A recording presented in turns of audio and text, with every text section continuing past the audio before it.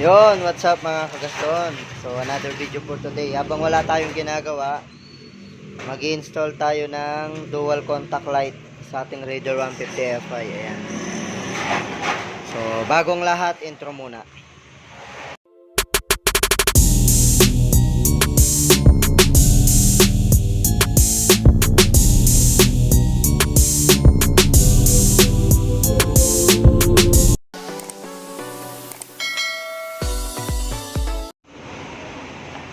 So, ito yung ilalagay nating dual contact light. So, ang kulay nito, ayan, white and yellow.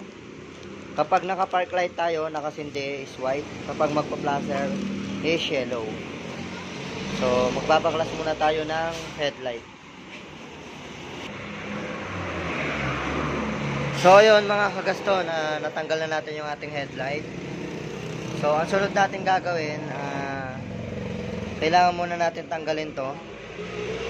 Yung ating pinaka gauge. Eto, tatanggalin lang natin yung cover na to para yung mga wire maipit natin dito para hindi siya makalat. So baklasin muna natin. So yun, natanggal na natin yung speed meter dito.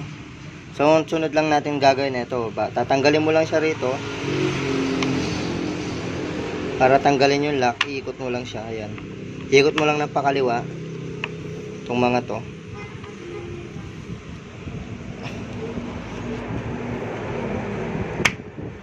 Ikot mo lang siyang pakaliwa. Tapos ang sunod na gagawin mo, kasi nga yung dual contact light is meron siyang tawag nito, meron siyang wire. Ito yung wire na to.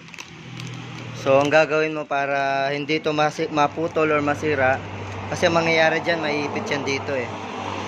So, kailangan mo tong lagyan ng konting hiwa sa gilid dahil plastic to, matigas. Hindi siya tulad ng panglikod na rubber siya. So, ito kailangan mo lagyan ng hiwa ng konti para dun dadaan ito, yung pinaka wire. Pero ako kasi, okay lang naman na lagyan ko siya ng hiwa kasi meron naman akong extra na ganyan ito. So, nasa inyo, discard nyo yan. Pero, yun, yung pinakamagandang paraan dyan, para hindi masira yung wire ng dual contact light, lagyan mo to ng konting hiwa dito. Kasi dyan dadaan yung wire neto. So, isasalpak muna natin mga kagaston. So, yun mga kagaston, na nailagay na natin siya. So, ang gagawin nyo lang, pag maglalagay kayo ng dual contact light, maglalagay kayo ng isang wire. So, i-connect nyo lang siya dito sa gray na, sa gray na wire. Dito siya sa gitna. Gray lang siya. So, yun yung park light. So, yan. Tapos, siyempre, i-connect mo lang yung connection ng signal light. Tapos, magtatap ka lang ng isang wire. Ito kasi mga kagaston, meron siyang socket. So, nabubunot tong mga kagaston. Tapos, ito, pag inipit mo yan, di mo na kailangan maghiwa ng wire. Iipit mo lang to. Itong mga yan. Tapos yan yung pinakasakit niya, pwede mo rin siyang bunutin. Tapos ito, connected lang tong wire na to, na dilaw na nilagay ko na to, dito sa park light na kulay gray. So ayan yung niya, testing. So ignition switch, susi, park light, ayan, park light. Tapos signal light.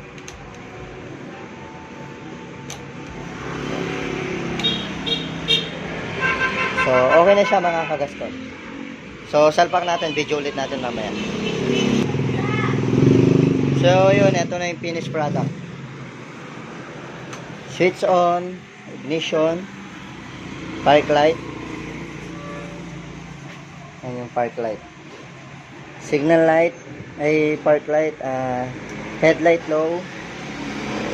Dali, on muna natin pala yung motor.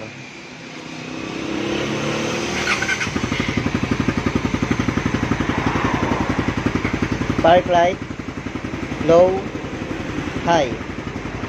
So, ganyan siya kaganda kapag nakaano ka. Buo yung ilaw mo. Tapos, signal light. Tapos, yan, signal light.